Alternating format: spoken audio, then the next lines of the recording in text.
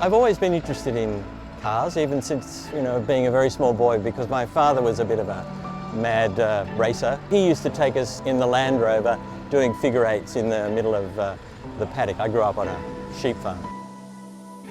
Got into racing more seriously actually when I came from Sydney to Melbourne, and I had an MR2 and I used to sneak it onto the track here to do these sprints.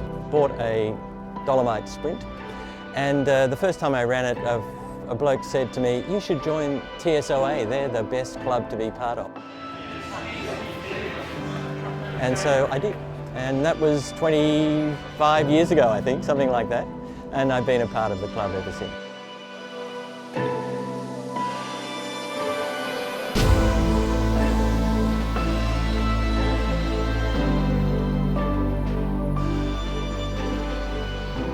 More than once?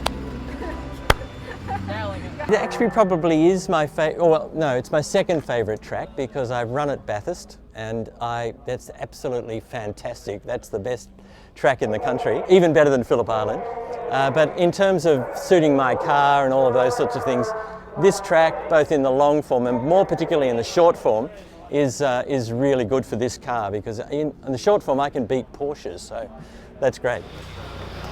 And thank you for the support, and thank you from the support from the committee and the club itself as a whole. Well, I think due credit has to go to Michael Kipp. When he came up with the idea of the All Triumph Challenge, right, he had no idea what he had started. The slower that the slow lap is and the slower that the qualifying lap is will impact your percentage. Give him his due, he's kept pushing it and he's done a fantastic job. Questions? Which way is the track running? Forwards. Anything like you? For those who have not been here.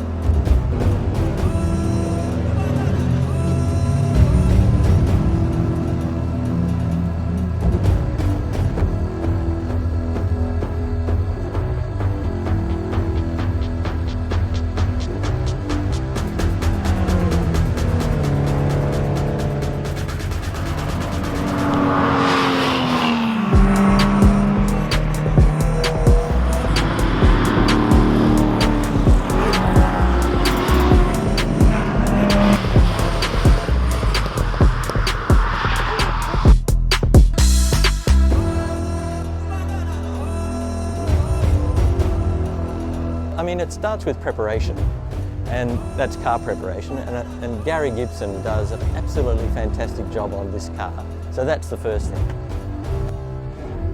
But for me personally, I need to be careful about my blood sugar, because if it drops too low, then on the track you don't have the same level of control.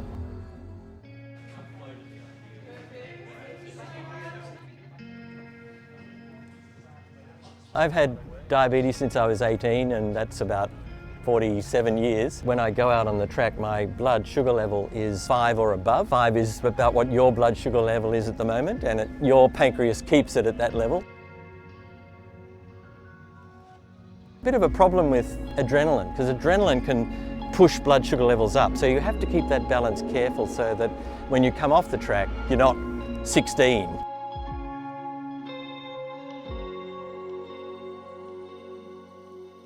These days I've got some fantastic devices, so I wear a continuous blood glucose monitor and I can track that automatically on my phone. I'm actually wearing a new device. This is the latest in insulin pumps. It's completely contained. All of the insulin pumps in the past have had tubes coming from them. I never liked them. And this means that I can eventually link my blood glucose monitor with my pump, so the AI decides how much insulin I should have. And this mechanism, particularly for people with type 1 diabetes, has changed the face of diabetes management. Another trophy which will be awarded by the clerk, of course, at the end of the day for the most outstanding drive, and that's sponsored by Diabetes Australia.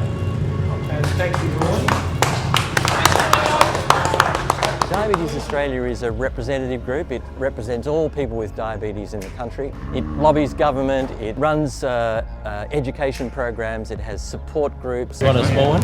Yeah, I'll take a small one. We're just putting stickers on the car. It manages the whole concept of stigma in diabetes. It's a really big complication at the moment. People form a view about people with diabetes and assume that you're going to be like that because you've got diabetes. Wherever you think it's going to be most prominent. You can have more than one if you like. So it's doing all of those things to support people with diabetes. And one of the things it's struggling with at the moment is raising money for research so that we can keep the quality of Australian research right up the top.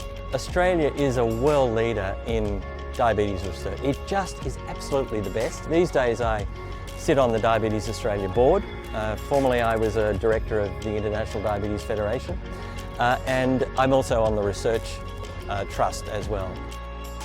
The club is very good. Initially I didn't tell anybody, but these days I talk about it a lot. Find and have always found that the people in this club who knew were always looking out for me. So we used to run 6-hour relay races, and that was like being in a race team actually, but the club got together and people who knew always made sure they asked me whether my blood sugar level was right, because when you're getting ready to go out, that's maybe the last thing you think about. This is a really lovely, caring club, and the people in it are very interested in doing stuff. They love competing, but they're very conscious of who's there, and as you can see, Gary's here fixing one of the other drivers up who's had a mechanical problem, so everybody chips in and helps out.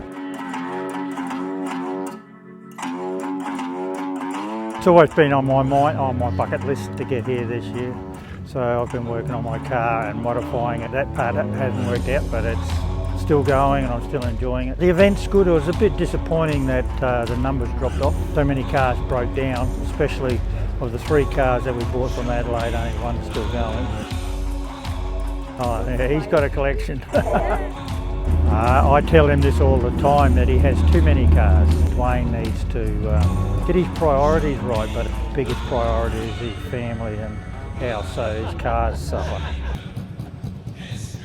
Yeah, so I bought this car because I wanted to get into competition, and I was living in Adelaide, and this car was over in Melbourne here. On Gumtree there was a group called a Rideshare or Travel Partners or something like that. I thought, well, if I'm coming all this way back, I might see if someone needs a lift. I had 2 Swedish girls say, hey, we would love a lift. But unfortunately it's only a 2-seater car, so I had to say no to them. And then yeah, I answered the ad from this lady and she sounded quite nice. She wanted to get all the way to Perth. And I said, well, I'm only going to Adelaide. I told her the car was quite small. I had to check that she didn't have enough baggage. So I thought I'll keep in touch with her just to check that she's safe and well. And then she said she was going to Cairns, and I just happened to be going to Cairns as well. And I said, maybe we'll meet up again in Cairns. And we did, and kept chatting and started falling in love, and that was 11, 12 years ago. Now we have a child together. And so the car's got, yeah, really sentimental value. Like, you don't think of picking up hitchhikers nowadays, like it wasn't like she was on the side of the road, you know, trying to thumb a ride, yeah. And I never expected to fall in love with her or anything like that, how it turned out. So, thank you so much. Yeah, everyone's got a story. I've been racing for about 10 or 11 years in this car. This is my first ever race car. It's a 1978 Triumph TR7, fitted with the popular Rover V8 conversion. It's a 3.9 litre. Still got a standard gearbox, standard differential at the back, standard disc brakes on the front and drum brakes on the back. At home as well, I've got a few other Triumphs. I'm a bit of a Triumph fanatic, perhaps. Bright yellow Stag, as I said, I like yellow, I like bright colours. So I've got a yellow Dolomite Sprint and a burgundy Dolomite 1850, plus a Land Cruiser and a Caravan. Last year when I was out here, it was my first time at Winton and I had an awesome time. It was so much fun. Not just out on the track, but even in the garages, making some new friends and acquaintances. At that point, I'd already decided I was going to come back again this year, just to meet with the group and have that camaraderie and that atmosphere again. It all started yesterday. Some wires were wrapped around the steering arm, and as I went to turn, the starter motor exploded. A whole group of guys got together, heads under the bonnet, working out what the problem was, and we were able to hotwire it to run without the starter motor. Today though, a couple of little oil leaks have come out of nowhere. Typical for an old British car. I'm just concerned that could start a fire, and I don't want to be making headlines for this video. Busy at it, Roger. Is that I say you're busy at it. busy? Any questions about the day so far? Saturday, we were able to join the Porsche Club. The weather conditions couldn't be more chalk and cheese from today though. Dolly went faster, I was just taking the piss. Yeah, here we go. We've got a couple of runs here just to show how much fun these guys were having. It was raining, it was just drizzly, it was freezing cold. Hard left, you always fuck this up. The Triumph Challenge, the sun gods have opened up. It's bright, sunny, the track is dry. Couldn't be a more perfect day for racing our Triumphs on the track. We've got a bunch of V8 TR7s and they always look mean and they sound fantastic and they go really fast. But actually, I've just got the results of the first practice and actually I'm faster than all of them.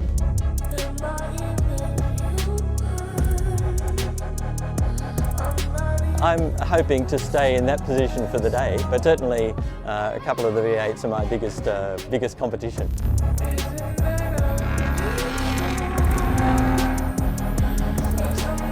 Every year, I notice that people have improved their car year on year. What's great is to, get together with those old friends that perhaps you haven't seen for a long time, look at what they've done to their car, see the changes that they've made, and then see that result in quicker lap times as well. There's certainly some big improvements that some guys have made during last year, and that has brought about a new amount of competition this year. And the regularity part of it as well, being more consistent, has opened it up from many, many years ago to now being one where even if you're not the fastest car, you've still got a chance. I think last year in that category, I placed about 4th or 5th, and this year I was really hoping to get 1, 2 or 3.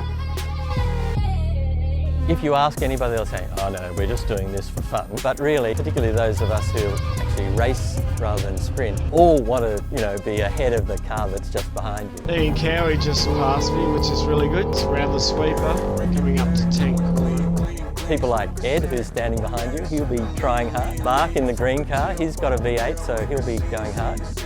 Paul in the GT6, the blue GT6. He and I compete in races together because he's got a 6-cylinder car and I've got a tiny little 4-cylinder. We'll all be trying to be the faster of the two, but the big threat is Brian, because Brian is wonderfully consistent, so he will set a time and probably will, if he's anything like last year, he'll probably win the event because he knows how to manage this event.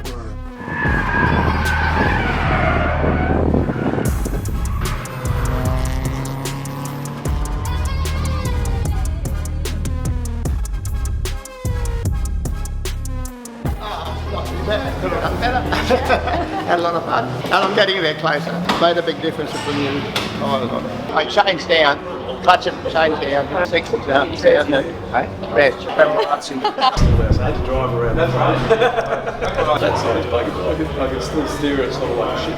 We got around. Yeah, bigger than a 9-inch. And bigger than a Jeep. Was it good? Yeah, okay, yeah. Cool.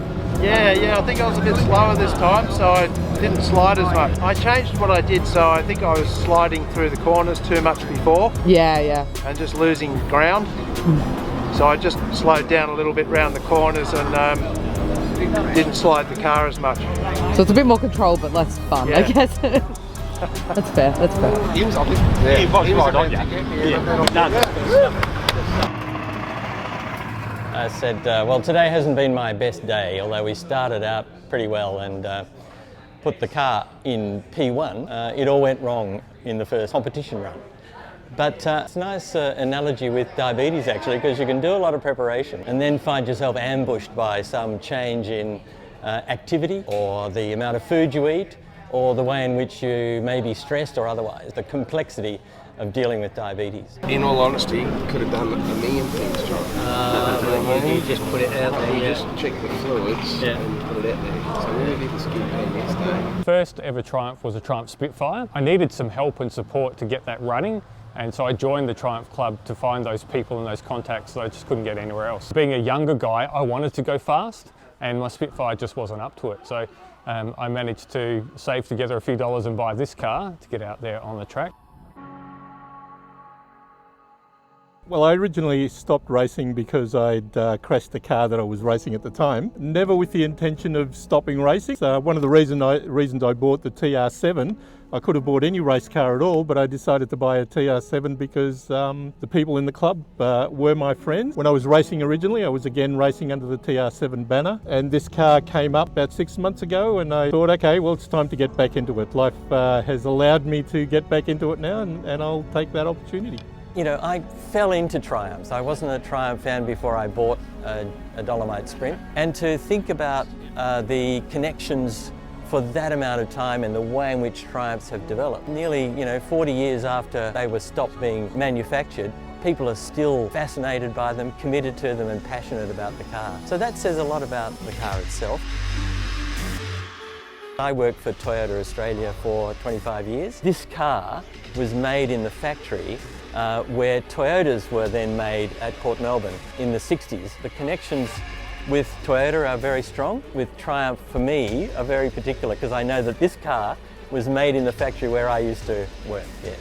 They stopped the air from coming in, so I thought I'd just take them off, see if it makes a difference. The good thing about this club is that it is a very friendly club. Motorsport is not easy. It's a difficult thing to do. If you try to do it on your own, you'll come up against a lot of barriers. But when you're surrounded by people who are so enthusiastic and happy to help, then it becomes significantly easier. Just like extended family. It's like the cousins or the aunties or the uncles. They would give you the shirt off their back or the screwdriver out of their toolbox, parts that you need, get their hands dirty, get their clothes dirty as well. And even off the track, when we're at the hotels having dinners and catching up, the best bunch of people you could probably ever imagine. And I think it's a perfect sort of club for young people to join and go racing simply because of the people that are around. And of course some of the cars are more affordable than some of the other clubs that you might join.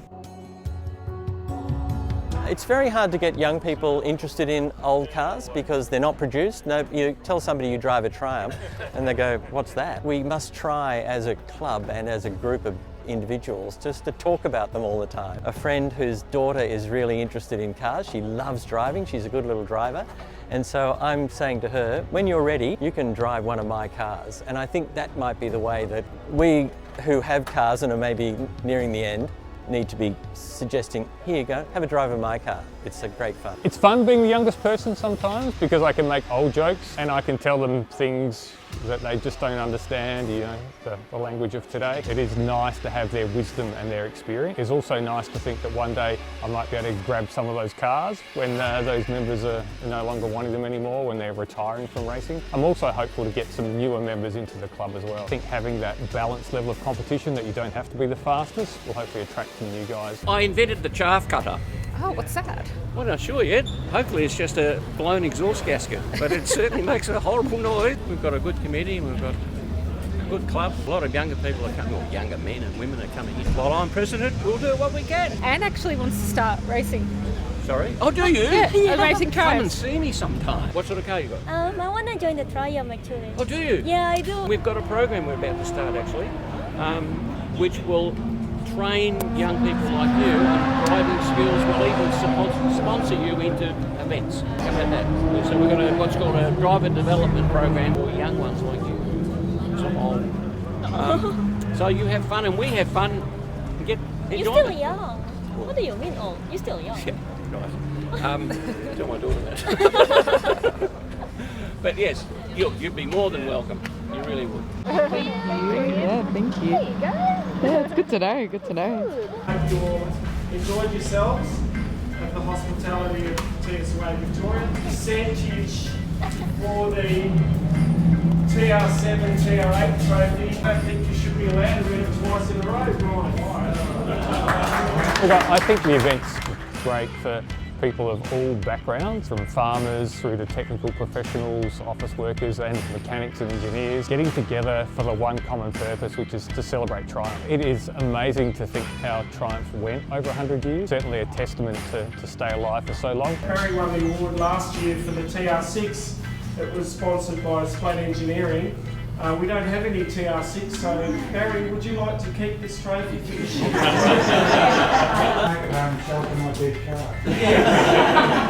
Congratulations.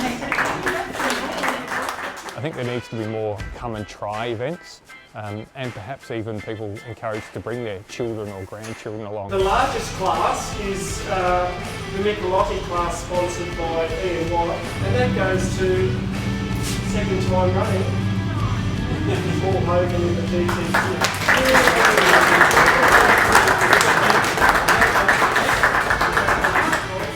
Smile on your face, isn't it? Knowing that, you know, we just survived and people are still enthusiastic about it now. Fast Eddie.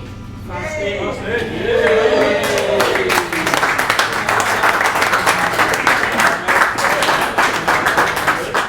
The club has decided to have what we call a driver training development program. We've been approached by one of the team of the videographers to join our club.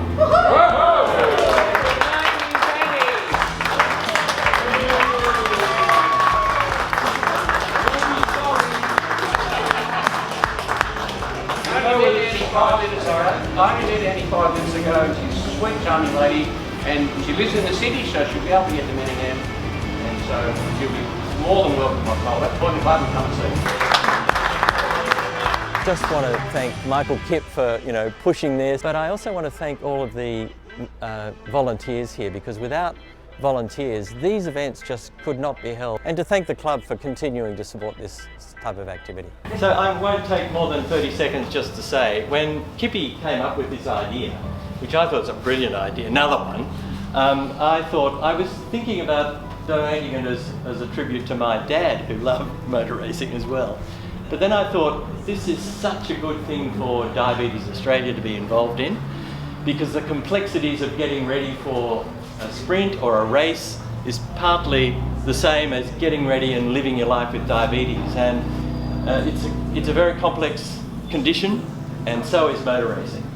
So when I put it to the board, they were very supportive. They got in behind it immediately, and they're very happy to be associated with this. This is a great way for Diabetes Australia to get a bit of the word out, because all of us in this group, this age group particularly, need to be watching out for type 2 diabetes. I've been in this club more than 20 years, and I can say that whenever we had a major event, the number of people in the club who made sure I was okay, that my diabetes wasn't going to cause me a problem, is a great tribute to the club, and I'm very grateful to the club and all of you who've been involved over those years to support me, and I hope you do the same with other people who have any sort of condition that requires them to take great care with themselves. So the winner of this award, and quite rightly, because they've shown great sportsmanship, a great attitude to the way in which they're driving on the track as well, and a great exhaust note, Paul Hogan.